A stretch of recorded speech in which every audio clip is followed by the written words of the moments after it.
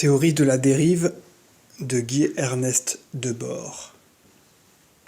Entre les divers procédés situationnistes, la dérive se définit comme une technique du passage hâtif à travers des ambiances variées.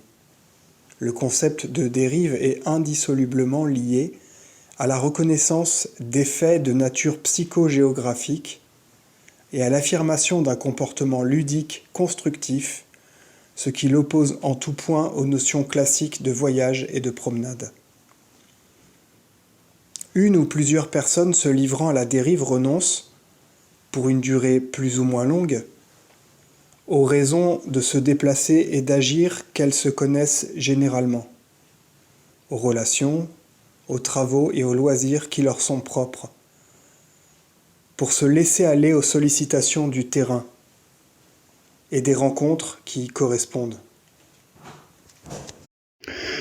La part de l'aléatoire est ici moins déterminante qu'on ne croit. Du point de vue de la dérive, il existe un relief psychogéographique des villes, avec des courants constants, des points fixes et des tourbillons qui rendent l'accès ou la sortie de certaines zones fort malaisées. Mais la dérive, dans son unité, comprend à la fois ce laisser-aller et sa contradiction nécessaire. La domination des variations psychogéographiques par la connaissance et le calcul de leurs possibilités. Sous ce dernier aspect, les données mises en évidence par l'écologie, et si bornées que soit a priori l'espace social dont cette science se propose l'étude, ne laissent pas de soutenir utilement la pensée psychogéographique. L'analyse écologique du caractère absolu ou relatif des coupures du tissu urbain, du rôle des microclimats, des unités élémentaires entièrement distinctes des quartiers administratifs, et surtout de l'action dominante des centres d'attraction, doit être utilisée et complétée par la méthode psychogéographique. Le terrain passionnel objectif où se meut la dérive doit être défini, en même temps selon son propre déterminisme et selon ses rapports avec la morphologie sociale. Chambard-Delot, dans son étude sur Paris et l'agglomération parisienne, Bibliothèque de sociologie contemporaine, PUF, 1952, note qu'un quartier urbain n'est pas déterminé seulement par les facteurs géographiques et économiques, mais par la représentation que ses habitants et ceux des autres quartiers en ont, et présente dans le même ouvrage pour montrer l'étroitesse du Paris réel dans lequel vit chaque individu géographiquement, dans un cadre dont le rayon est extrêmement petit, le tracé de tous les parcours effectués en une année par une étudiante du 16e arrondissement. Ces parcours dessinent un triangle de dimension réduite, sans échappée, dont les 3 sommets sont l'école des sciences politiques, le domicile de la jeune fille et celui de son professeur de piano. Il n'est pas douteux que de tels schémas, exemples d'une poésie moderne susceptible d'entraîner de vives réactions affectives, dans ce cas l'indignation qu'il soit possible de vivre de la sorte, ou même la théorie avancée par Burgess à propos de Chicago de la répartition des activités sociales en zones concentriques définies, ne doivent servir au progrès de la dérive. Le hasard joue dans la dérive un rôle d'autant plus important que l'observation psychogéographique est encore peu assurée. Mais l'action du hasard est naturellement conservatrice, et tend, dans un nouveau cadre, à tout ramener à l'alternance d'un nombre limité de variantes et à l'habitude. Le progrès n'étant jamais que la rupture d'un des champs où s'exerce le hasard par la création de nouvelles conditions plus favorables à nos desseins, on peut dire que les hasards de la dérive sont foncièrement différents de ceux de la promenade, mais que les premières attirances psychogéographiques découvertes risquent de fixer le sujet ou le groupe dérivant autour de nouveaux axes habituels, où tout les ramène constamment. Une insuffisante défiance à l'égard du hasard et de son emploi idéologique, toujours réactionnaire, condamnait à un échec morne la célèbre déambulation sans but tentée en 1923 par 4 surréalistes à partir d'une ville tirée au sort. L'errance en rase campagne est évidemment déprimante, et les interventions du hasard y sont plus pauvres que jamais.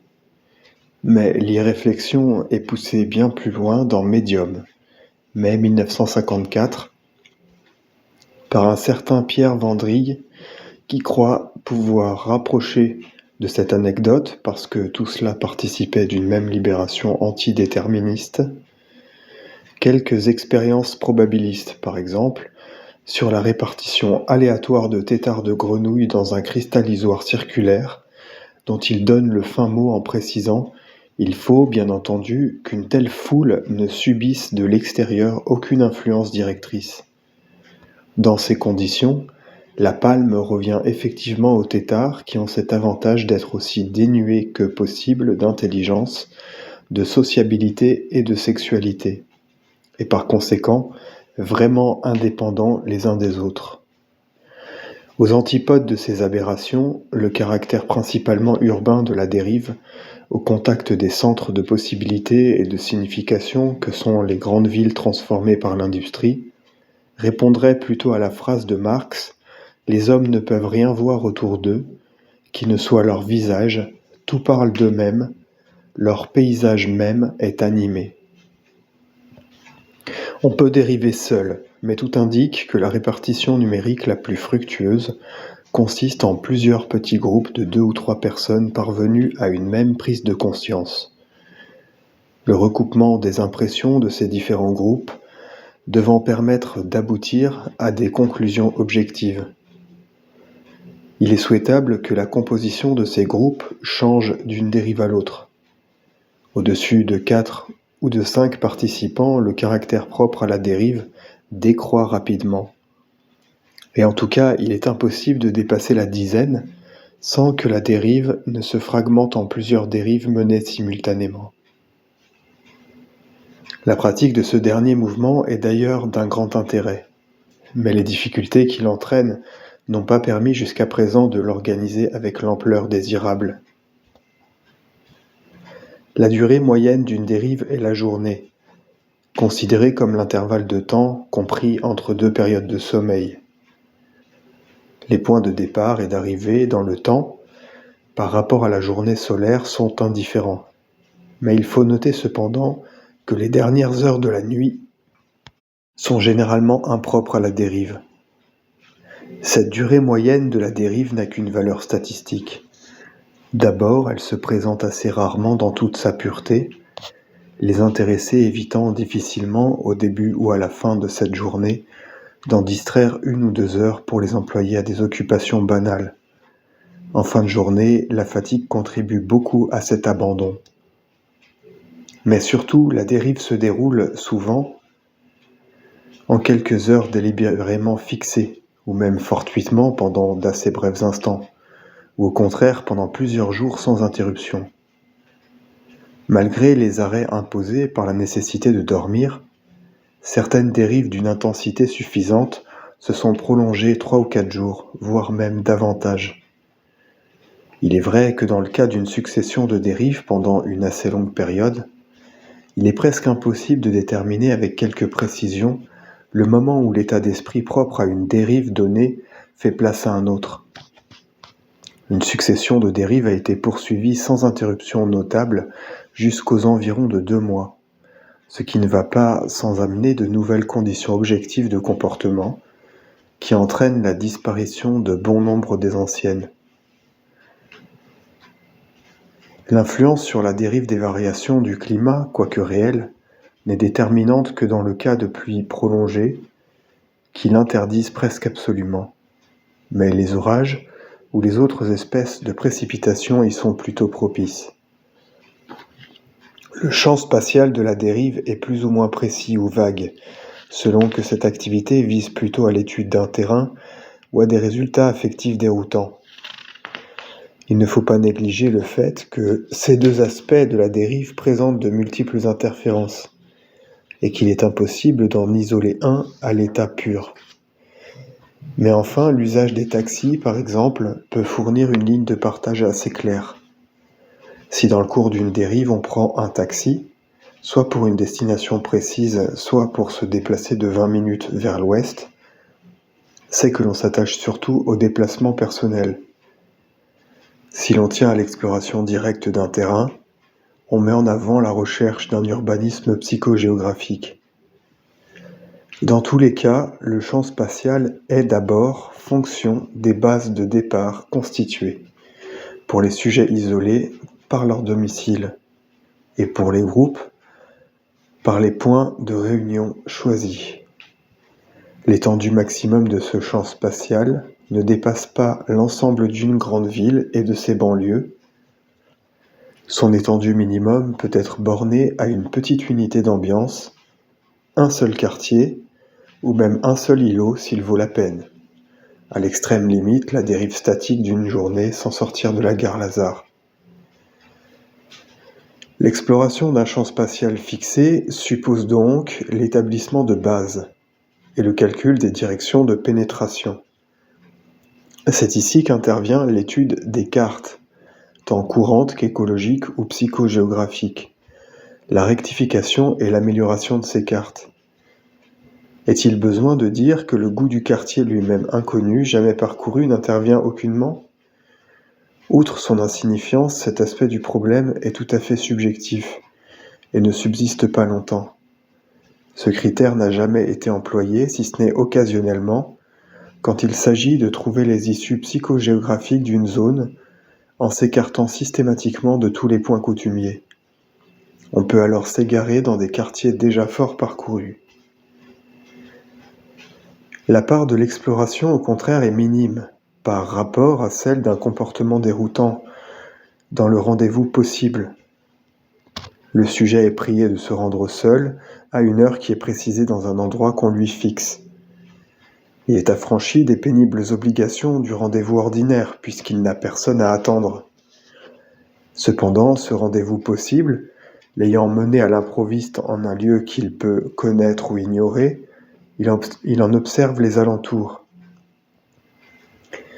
On a pu en même temps donner au même endroit un autre rendez-vous possible à quelqu'un dont il ne peut prévoir l'identité. Il peut même ne l'avoir jamais vu, ce qui incite à lier conversation avec divers passants. Il peut ne rencontrer personne, ou même rencontrer par hasard celui qui a fixé le rendez-vous possible. De toute façon, et surtout si le lieu et l'heure ont été bien choisis, l'emploi du temps du sujet y prendra une tournure imprévue. Il peut même demander par téléphone un autre rendez-vous possible à quelqu'un qui ignore où le premier l'a conduit. On voit les ressources presque infinies de ce passe-temps.